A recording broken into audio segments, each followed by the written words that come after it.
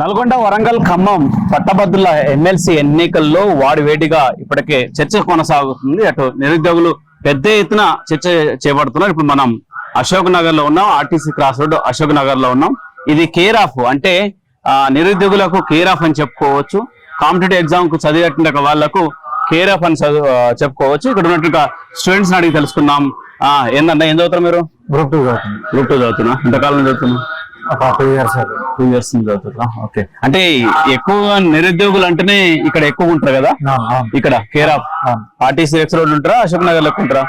RTC cross road Ashok Nagar 2, RTC cross road Ashok Nagar 2 group 2 group 1 అభ్యర్థుల కోసం ప్రత్యేకంగా ఇక్కడ పెద్ద ఎత్తున కేంద్రీకృతమై ఇక్కడ ప్రిపరేషన్ కొనసాగించడం జరుగుతుంది. ఎందుకంటే ఇక్కడ ఇక్కడ జిల్లా గ్రంథాలయం ఉండడం, వీటన్నిటి ద్వారా చిక్కడపల్లి లైబ్రరీ,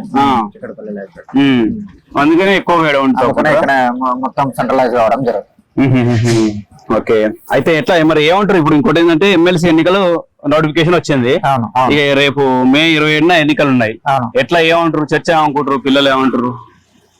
ఎవరైతే నిరుద్యోగుల సమస్యల గురించి అవగాహన ఉన్నదో, ఎవరైతే నిరుద్యోగుల గురించి కొట్లాడేటటువంటి శక్తి సామర్థ్యాలు ఉన్నాయో, ఆ వ్యక్తి అయినటువంటి అశోక్ సార్కే పిల్లలు పెద్ద ఎత్తున మద్దతు తెలపడం జరుగుతున్నది.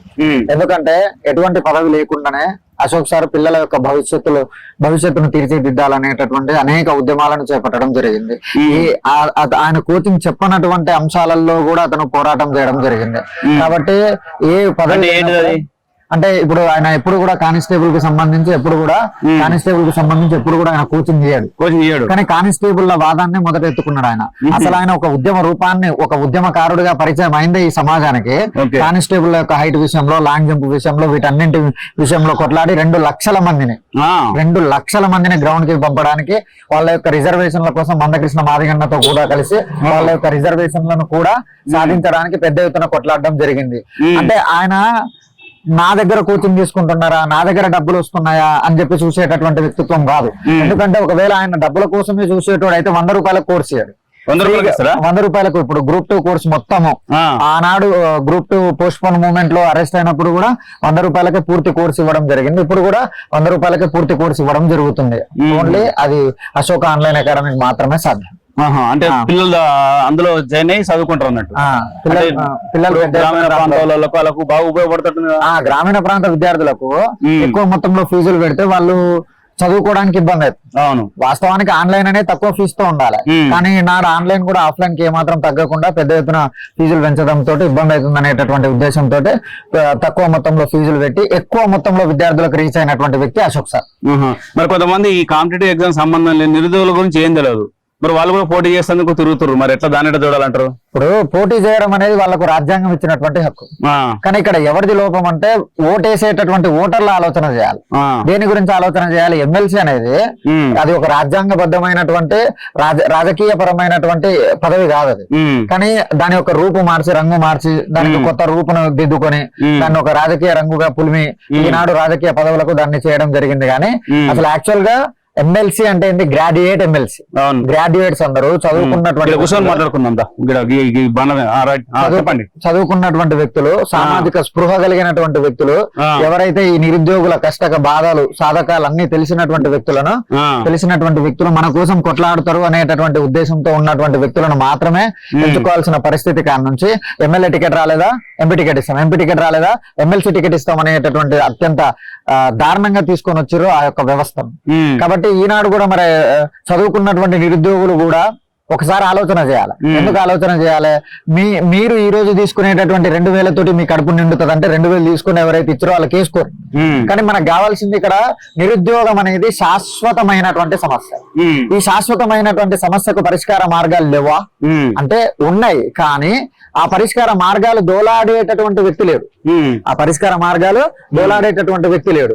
కాబట్టి ఈనాడు గనక అశోక్ సార్ గనక గెలిస్తే నిరుద్యోగుల గొంతుకగా చట్టసభల్లో ఉండి ఏ పార్టీలో కూడా కలవకుండా, ఏ డబ్బులకు అమ్ముడు పోకుండా మా యొక్క నిరుద్యోగుల యొక్క హక్కుల కోసం కొట్లాడేటటువంటి ఎవరైనా ఏకైక వ్యక్తి ఉన్నారంటే ఈ తెలంగాణ రాష్ట్రంలో అది ఏకైక అశోక్ సార్ మాత్రమే. కాబట్టి ఈనాడు వేసుకపోయేటటువంటి ఓటు మనది మనం వేసుకుంటున్నాం. మన సమస్యలకు వ్యతిరేకంగా, మన ప్రభుత్వ విధానాలకు వ్యతిరేకంగా, వాళ్ళ కోసం వాళ్ళకు వ్యతిరేకంగా మనకు మనం వేసుకోనికి దొరికినటువంటి ఒక నాయకుడు కావాలి. ఏ ఉద్యమానికైనా ఒక నాయకుడు కావాలి. ఈ నిరుద్యోగ ఉద్యమాన్ని అసలు కేసీఆర్ ప్రభుత్వం ఓడిపోదు అన్నప్పుడే ఒక నిరుద్యోగి సెక్టార్ని ఏర్పాటు చేసి కేసీఆర్ ప్రభుత్వం మీద మొట్టమొదటి శంఖారావాన్ని పూరించింది ఎవరంటే అశోక్ సార్. ఈనాడు టిఆర్ఎస్ ప్రభుత్వం ఓడిపోవడానికి, కాంగ్రెస్ ప్రభుత్వం గెలవడానికి అత్యంత కీలకమైనటువంటి పాత్ర పోషించిన దాంట్లో నిరుద్యోగులు ప్రత్యేక వర్గం అయితే, ఆ ప్రత్యేక వర్గంలో సూపర్లేటివ్ ఎవరంటే అశోక్ సార్. ఎందుకంటే కాంగ్రెస్ ప్రభుత్వాన్ని ఏర్పాటు చేయాలని చెప్పి 5,000 కిలోమీటర్లు నేను ఆయన కూడా తిరిగినాం. అనేక నియోజకవర్గాలలో ప్రచారం చేసినాం. ఎవరు నిరుద్యోగ జెండా ఎత్తినా అలా కాడికి పోయినాం. ఈవెన్ బరిలకి ఎత్తినా గానీ పోయినాం, అలా ప్రచారాలు చేసినాం. ఎందుకంటే ఆయన పదవుల కోసమో, డబ్బుల కోసమో, అధికారం కోసమో చూసేటటువంటి వ్యక్తి అయితే ఈనాడు వరకు ఏ పదవులు ఉన్నాయి? ఇప్పటికి 12 కేసులు ఎందుకు వచ్చినాయి? ఇప్పటికి 12 కేసులు గిఫ్ట్ ఇచ్చారు కదా. కేసులు పెట్టిరా? 12 కేసులు ఉన్నాయి సార్ మీద. 12 కేసులు, 1 కాదు 2 కాదు 12 కేసులు పెట్టారు. ఇంకొక 120 పెట్టినా కానీ ఆయన 20 ఏళ్ళు కొట్లాడుతా అంటుండు. మీరు గెలిపేకురి నేను ఇంకా 20 ఏళ్ళు కొట్లాడుతా అంటుండు. గెలిపిస్తే చేస్తా అనేటువంటి ఉన్నాడు, కానీ గెలిపించకుండా మీకోసం కొట్లాడుతా అనేటటువంటి వ్యక్తి ఎవరన్నా ఉన్నారంటే అది అశోక్ సార్. ఏమంటారు? ఇప్పుడు మీరు చిక్కడపల్లి లైబ్రరీ చదువుతారా? ఏడ చదువుతారు? చిక్కడపల్లి స్టడీ చదువుతారు. మరి ఏమంటారు ఈ లైబ్రరీ చదువుకుంటారు పిల్లలు? ఏమంటారు మీతో పాటు నిరుద్యోగులు ఏమంటారు? పిల్లలు పూర్తి సానుకూలంగానే ఉన్నారు. ఎలక్షన్ వరకు ఆగి తుది నిర్ణయాన్ని ఇవ్వడం జరుగుతుంది. ఎందుకంటే ఎప్పటికప్పుడు కండవా మార్చేటటువంటి వ్యక్తిత్వం లేనటువంటి వ్యక్తి. ఎప్పటికి కూడా ఒకటే గొంతులో నాదంగా పలికేటటువంటి పదం ఏంటంటే నిరుద్యోగులను సెడి చేయాలనేటటువంటి ఒక ఉద్దేశంతో మాత్రమే అశోక్ సార్ మా గురించి కొట్లాడడం జరుగుతుంది. ఓకే, మరి ఎట్లా ఇప్పుడు వాళ్ళకేమో కొంతమంది రాజకీయ నాయకులు కాబట్టి డబ్బులు ఇప్పుడు ఖర్చు పెడతారు, మరి ఎట్లా దాన్ని ఎట్లా ఎదుర్కొంటారు మీ విద్యార్థులు? ఎంత అయినా కాదన్నా కానీ రాజకీయంలో డబ్బు అనేది ప్రధానమైన పాత్ర వహిస్తారు. మరి ఈ గ్రాడ్యుయేట్ ఎమ్మెల్సీ అనేటోళ్ళు కూడా మరి డబ్బులకు అమ్ముడు పోరా అనేది కాలం నిర్ణయిస్తుంది. కానీ మార్పు కోసం ఓటేసుకోవాలా, భవిష్యత్తులో మార్పు రావడానికి ఓటేసుకోవాలంటే మాత్రం ఖచ్చితంగా మంచి వైపు నిలబడాలి, మంచికి నిలబడాలా. మనకున్నటువంటి ఒకే ఒక్క పోస్టుని మనం కాపాడుకోవాలి, అంతే. ఓకే, ఇప్పుడు ఇంకోటి ఏంటంటే ఈ లొల్లి జరుగుతుంది కదా, కొన్ని పోస్టులు పెంచాలి, గ్రూప్ 2 సంబంధించి, గ్రూప్ 3 సంబంధించి కూడా పోస్టులు పెంచాలంటే కూడా ప్రభుత్వం ఏం పట్టించుకోవట్లేదు. దాన్ని ఎట్లా చూస్తారు? ఏమంటారు? నిరుద్యోగుల పరిస్థితి ఎట్లా అయిపోయిందంటే వాడు దొంగ అని చెప్పి తీసుకొచ్చి కూర్చోబెడితే ఈయన గజ దొంగ అయిపోయింది వాస్తవానికి. అంటే ఎట్లా అంటే వాళ్ళు ఇచ్చినటువంటి నోటిఫికేషన్స్ కి జీవోల నెంబర్లు మార్చి గవర్నమెంట్ ఆఫ్ టిఆర్ఎస్ అనేటటువంటి పదాన్ని తీసేసి కాంగ్రెస్ అనేటటువంటి పదాన్ని మాత్రమే యాడ్ చేసి అయ్యే పోస్టులకు ఎగ్జామ్లు పెట్టడం జరుగుతుంది. అయ్యే పోస్టులకు ఎగ్జామ్ రాసేది అయితే 1 సంవత్సరం క్రితమే రాసుకుని వెళ్ళిపోయేటోళ్ళం 1,00,00,000 అప్పేందుకు అయ్యేది కాకపోయేది. మీకు మంత్రివర్గంలో చోటు రావాలనో, మీకు ముఖ్యమంత్రి పదవి దక్కాలనో, మీ అధికారాలు కాన్వాయిలు పెరగాలనో మేము కష్టపడలా. మా యొక్క ఉద్యోగాల సంఖ్య వరగా ఇకనన్నా నిరుద్యోగిని కాస్త ఉద్యోగిని కావాలనేటటువంటి ఉద్దేశంతో మాత్రమే ఆనాడు మీరు కొట్లాడకుండా నిరుద్యోగులమంతా ఏకగలంతో కొట్లారు, ఏక తాటిపైకి వచ్చి కొట్లారు. కానీ ఈ రోజు అదే నోటిఫికేషన్ అట్లనే పెడతాం అంటే ఇది చాలా భయానకమైనటువంటి పరిస్థితికి కావిచ్చారు. ఓకే, మరి ఎట్లా పోటీ ఎవరితో ఉండబోతుంది అనుకుంటున్నారు? పోటీ అబ్సల్యూట్ గా తీన్మార్ మల్లన్నకు అశోక్ సార్ కి ఇద్దరికి ఉంటది. తీన్మార్ మల్లన్న అశోక్ సార్ మరి ఏ విధంగా ఎత్తుగడలు వేస్తారనేది చూడాలి. గ్రాడ్యుయేట్ ఎమ్మెల్సీలు అనేటోళ్ళు డబ్బుల వైపు జనరల్ గా సరే ఆయన ఒక యూట్యూబ్ ఛానల్ పెట్టవచ్చు, కానీ ఎక్కువగా మాత్రం అశోక్ సార్ కి ఎక్కువ అవగాహన ఉంది నిరుద్యోగుల మీద అవగాహన ఉన్నది. కానీ ఇక్కడ నిరుద్యోగులతో పాటు ఉద్యోగులు కూడా ఓట్లు వేయడం జరుగుతుంది. కాబట్టి ఆయన ఇప్పుడు మనం నిరుద్యోగులందరినీ అశోక్ సార్ వన్ సైడ్ చేసుకున్నా గానీ ఆయన ఉద్యోగులందరినీ ఒక సైడ్ చేసుకుంటారు. ఎందుకంటే వాళ్ళది ప్రభుత్వం, డబ్బులు ఇచ్చేది వాళ్ళు, జీతాలు ఇచ్చేది వాళ్ళు, టైంకి ఇచ్చేది వాళ్ళు, మొత్తం చేసేది వాళ్ళే. కాబట్టి మా ప్రభుత్వ విధానాలు ఇవి, మా యొక్క పబ్లిక్ పాలసీస్ ఇవి అని చెప్పి పోయేటటువంటి అవకాశం ఉంటది. కాబట్టి మరి అశోక్ సార్ ఏ విధంగా ఉద్యోగుల్ని సంతృప్తి పరుస్తారు అనేది చూడాలి. ఎక్కువ నిరుద్యోగులు ఉంటారు. మరి స్పృహ కలిగిన నిరుద్యోగులు ఎంతమంది అనేది పెద్ద ప్రశ్న. నిరుద్యోగులు ఉన్నారు కానీ డబ్బులు నిరుద్యోగులకు ఏమని చెప్తారు? ఈ ఎలక్షన్ లో అనేది ఏంటంటే ప్రజాస్వామ్యంలో ఓటు హక్కు అనేది అత్యంత కీలకం.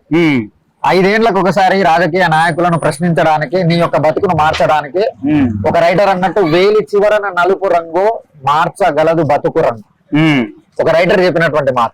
కాబట్టి నీ యొక్క బతుకులో మార్పు తెచ్చుకోనికి, నీ యొక్క జీవితంలో వెలుగులు నింపుకోనికి మాత్రమే ఓటేయాలనుకుంటే అశోక్ సార్ తోటి నిలబడాలి. లేదు కాదు కూడదంటే నిలబడండి, ఎటు నిలబడతారో అటు నిలబడండి. కానీ మీ సమస్యల గురించి కొట్లాడేటటువంటి వ్యక్తికి గనక ఒక అధికారం, ఒక వాయిస్, ఒక పదవి అనేది ఉంటే ఆ ప్రభుత్వాన్ని సైతం తలదన్నేటటువంటి వ్యక్తిత్వం ఉన్నటువంటి వ్యక్తి అశోక్ సార్. కాబట్టి ఇది మీరు వేసుకుంటున్నటువంటి ఓటు, అది ఆయనకి వేసేటటువంటి ఓటు కాదు. మా అంటే ఆయన ఎమ్మెల్సీగా గెలిస్తే వచ్చేటటువంటి శాలరీ ఆల్రెడీ ఇప్పుడు ఈ అకాడమీ ద్వారా సంపాదించుకుంటూనే ఉంటారు. కాబట్టి ఇది డబ్బుల కోసం జరిగేటటువంటి ముచ్చట కాదు, మార్పు కోసం జరిగేటటువంటి ముచ్చట. కాబట్టి దాన్ని పరిగణలోకి తీసుకొని నిరుద్యోగులు కూడా చదువుకున్నాం, కనీస అవగాహన ఉన్నది, గ్రూప్ 2 చదివినాం, గ్రూప్ 1 చదివినాం, అన్నిటికి ఎగ్జామ్స్ కి ప్రిపేర్ అయినాం. We have a social responsibility. కాబట్టి మీరు ఎవరి వైపు నిలబడతారు అనేది, మీ యొక్క బతుకును మార్చడానికి నిలబెట్టుకుంటారా, మీ 2000కు 3000కు అమ్ముడు పోతారా అనేది గ్రాడ్యుయేట్ ఎమ్మెల్సీలు నిర్ధారణ చేసుకోవాల్సిన పరిస్థితి ఏర్పాటైంది. కాబట్టి ఎందుకంటే పెద్ద పెద్దోళ్ళని ఓడించినటువంటి రాష్ట్రం కోదండరామ్ సార్ ఓడిస్తాం, అందరిని ఓడిస్తాం. కాబట్టి మరి ఇప్పుడు కూడా ఏం చేస్తారు, మార్పు ఇకనన్నా మొదలవుతుందా? ఆ మార్పుకు పునాది మా అశోక్ సార్ కావాలని చెప్పి మనస్ఫూర్తిగా కాంక్షిస్తాం. ఏమంటారు పిల్లలు, ఏమంటారు అని ఇక్కడ చదువుకునేటోళ్ళు, మీతో పాటు మీ ఫ్రెండ్స్ ఏమంటారు అని? పిల్లలు ఏమంటారు, మా కోసం కొట్లాడేటటువంటి వ్యక్తికి అశోక్ సార్ కి మనం అందరం ఓటేయాలనేటటువంటి ఉద్దేశంతో ఉన్నారు. మోస్ట్లీ అశోక్ సార్ గెలిచేటటువంటి అవకాశాలు అయితే ఉన్నాయి. చూడాలి కాలం. ఇప్పుడు ఏంటంటే, ఇప్పుడు యుద్ధం చేసేటానికి కత్తి ఇవ్వాలి. ఇప్పుడు అశోక్ సారు ఒక విధంగా చెప్పాలంటే ఆయన ఇన్ని కేసులకు కూడా నెరవకుండా ఫైట్ చేస్తుంది కదా, దాంతో మరి ఆలోచన చేయట్లేరా? ఆలోచన చేస్తారు కానీ లాస్ట్ కి ప్రతి ఒక్క వ్యక్తి పేదోడే.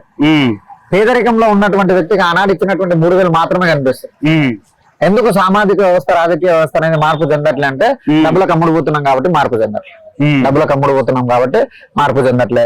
కాబట్టి దాన్ని ఆలోచన చేసి ఇకనన్నా మార్పు కోసం ఓటేయాలని, డబ్బుల కోసం ఓటేయొద్దని, మందు సీసాలకు ఓటేయొద్దని, మీ యొక్క జీవితాల్లో మార్పు తెచ్చుకోనికి, నిరుద్యోగులు అనేటటువంటి శాశ్వతమైనటువంటి సమస్యకు పరిష్కార మార్గాలను కనుగొనే ఒక నేతకు, ఒక బలమైన నాయకునికి, ఒక బలమైన వాయిస్ కి ఓటేయాలని చెప్పి నిరుద్యోగులందరినీ యాజ నిరుద్యోగి నేను కోరుకుంటున్నాను. Okay, right. అంటే ఇది మీరు చెప్పేది అన్నిటికీ అమ్ముడు పోయి ఓటేది. ఇది గ్రాడ్యుయేట్స్ ఎలక్షన్. దాంతో గ్రాడ్యుయేట్లు అన్ని చదువుకున్నట్టు విద్యార్థులు, దాంతోపాటు ఉపాధ్యాయులు వేసేట ఎలక్షన్ కాబట్టి, ఉపాధ్యాయులు నిర్ణయం తీసుకోవాల్సిన ఎలక్షన్ కాబట్టి, ఇలాంటి అమ్ముడు పోకుండా మంచి ప్రజాస్వామ్యాన్ని నిలబెట్టాలన్న, ప్రజాస్వామ్యాన్ని నిలబెట్టే విధంగా ఫలితం ఉండాలి, ఎమ్మెల్సీ ఫలితం ఉండాలన్న అభిప్రాయం వ్యక్తం చేస్తున్నారు ఈ నిరుద్యోగి.